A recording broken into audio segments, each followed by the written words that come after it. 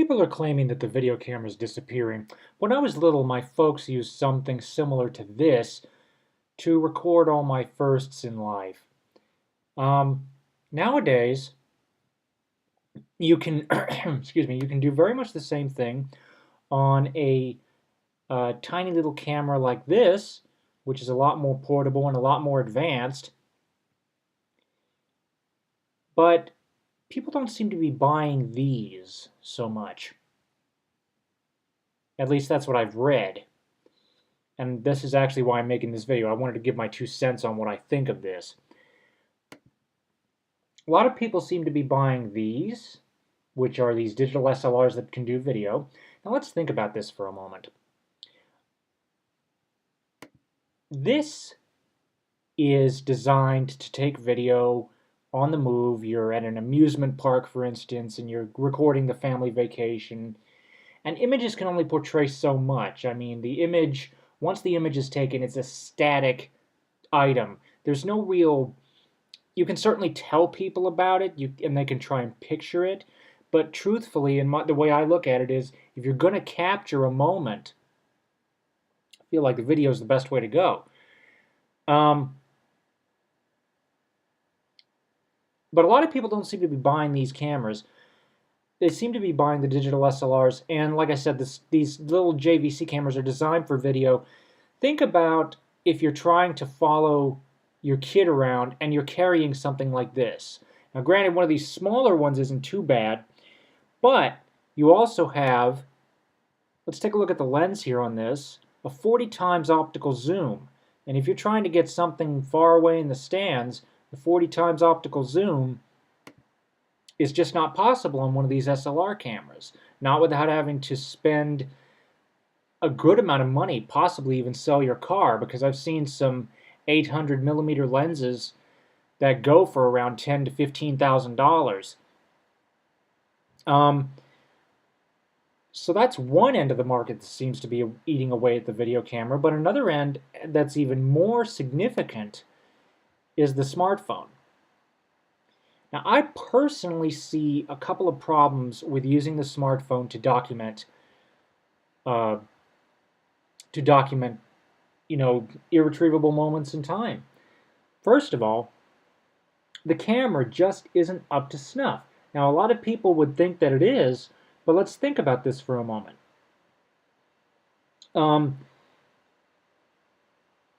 Sure, the resolution may be all right, but what if somebody's doing something off in the background and you want to get a close-up shot of that? You can't. You cannot. But even more major, now keep in mind, these are just my 2 cents. You're connected to the network all the time. Okay? You're connected to the network all the time. What if, and I'm playing devil's advocate here, I want to make that abundantly clear. What if there was a network surge that wiped out all of the data on your device, and that included any data both on internal memory and your SD card? I'm not saying the chances of that happening are likely, but you never know. You never know. Another thing is uploading your video to the cloud. What if the cloud goes down? And what's more, if you're going to use your cell phone for something like this, what happens if an emergency comes up and you've used all the time to record the video and you don't have any battery left to make a phone call? You know? Now, a lot of people are going to say, well, the camera you have with you is the one that you'd use best. True, but, again, what if? I've run into situations where I would be on the web browsing on my phone to pass the time, and it just doesn't, you end up eating up your battery, and then you don't know. It's 12 o'clock a.m. You don't know what to do when your battery has has has died out, and you're going to say, well, plug it into your computer. What if your computer's in your bag and you're in a situation where you can't get to it? What's more so with me regarding going back to that whole cloud thing, you never know who on the other side could be able to access your information. And again, I'm playing devil's advocate here, but it seems to me like having a video camera. Now, I was talking about the wireless capabilities in my prior videos, and I got to thinking about it. It's actually a lot easier just to remove the SD card from the camera and insert it into your computer. Because nowadays, what computer doesn't have an SD card reader of some sort, or you can pick up a reader for $5. And by not having it connect to the internet, you save a lot of battery power, and you don't need to take a chance of something catastrophic happening. Now, granted, of course, being that the video camera is a standalone device, you would think that nobody would want to attack it. But because, to be honest, anything out there on the web, the smartphone that I have sitting here next to me, the computer that I'm recording this video on, anything that has the ability to connect to the web, if somebody knows what they're doing, that device can be compromised, because all it is software. And with the smartphone in particular, it's especially dangerous because you don't know what could be happening in the background. And especially a lot of people would say, "Oh, I want to geotag my location." I'll tell you something. I keep my GPS turned off. I've got a Canon digital S100 that I've used a while back. I haven't used it in a good while. In fact, I'm thinking about giving it to a relative in exchange for getting the Canon camcorder. But that's a whole other story. Anyway, I've got this point and shoot, this S100, as a as a point and shoot. I'm sorry, I'm stumbling on my words. Anyway, it's got GPS. That's what I'm going to say. It's got GPS. I don't use it. I keep my GPS turned off because, again, you don't know. A lot of people would say, "Oh, I want to upload my photos to Facebook. I want to upload my videos to Facebook." Have you ever thought about what's going to happen once they're there? I personally don't post hardly anything on Facebook. I mean, I'll like some things that have to do with the various philosophies I agree with, and I'll probably comment on somebody's status, like I congratulate them, or if something's happening that may not be so too positive, I'll say, "Hey, I hope you feel better soon," that kind of thing. But I don't actually post my own stuff so much anymore, and the reason is because of the whole privacy thing that's going down. And a lot of people seem to be uploading their videos to the web, and I think that a lot of people are starting to realize what's going on with the whole privacy thing, but a lot of people are not. And keyword a lot, I didn't say everyone, and I'm sure that more and more people are realizing this all the time. But the whole privacy concerns, the form factor of the device, having to run with a cell phone for several hours. If chasing kids, you trip.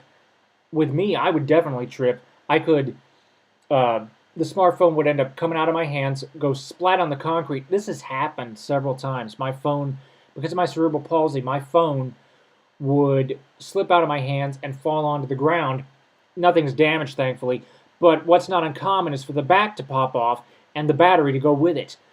And again, the dedicated video camera with its hand strap, it's much easier to hold and to handle if you're chasing after kids. And with a DSLR or a mirrorless camera, for instance, if you've got one hand holding the camera around that grip, after a while that hand's going to get tired. Whereas, with the video camera, you've got the strap, you've got so many different advantages that I just think that it's silly that the video camera is disappearing. And what's more, I also wanted to get into, that's actually a good segue to get into a topic about convergence. The computer that I'm recording this on, the video camera that I have sitting here next to me, the, excuse me, the watch on my wrist, all of that is converged into a single device, the smartphone, or as Walt Mossberg would call it, a computer that has a phone built into it. And you've got your wireless connection, you've got your phone signal all the time. You've got the convenience of answering email, which as a university student, it's definitely beneficial if there's a last-minute announcement regarding class. I can see where there are advantages, but with advantages come great risks. The trouble is, I think that a lot of people are more focused on convenience than they are about practicality and security. Now, I'm not saying everybody's like that, but it seems to me like with the uprising in people using their smartphone as opposed to a dedicated device, and a lot of people will say, well, I don't want to carry around multiple things. Well, again, I'm playing devil's advocate here. And I guess the basic question I'm asking here is, what if? With the convergence of all these devices and this whole uprising of the cloud, you just don't know. And that's why I find it rather honestly alarming that really anything, video cameras as an example, but really anything, it's like what I learned during one of my first semester as a graduate student. I was in a class that had to deal with creative thinking as part of instruction. In other words, getting students to think critically. I'm sorry, did I say creative thinking? I meant critical thinking.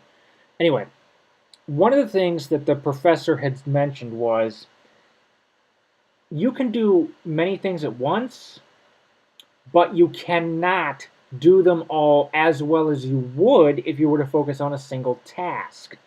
The same can be said for these devices. A smartphone can do all of these things, but it cannot do them as well as a dedicated device. For instance, your web browsing experience. It cannot browse the web as well as a dedicated computer. And the reason I say that is because Android's certainly come a long way, but there are some websites that have content that the mobile web browser just can't handle. Okay, that's one example. The video camera. We already know about that because I've been chattering about that for the last I don't know how long because I can't monitor the time on this thing. That's another example. Hang on, I'm trying to think here. Well, the music player is actually not too bad because that's a pretty simple device, but you get where I'm going here.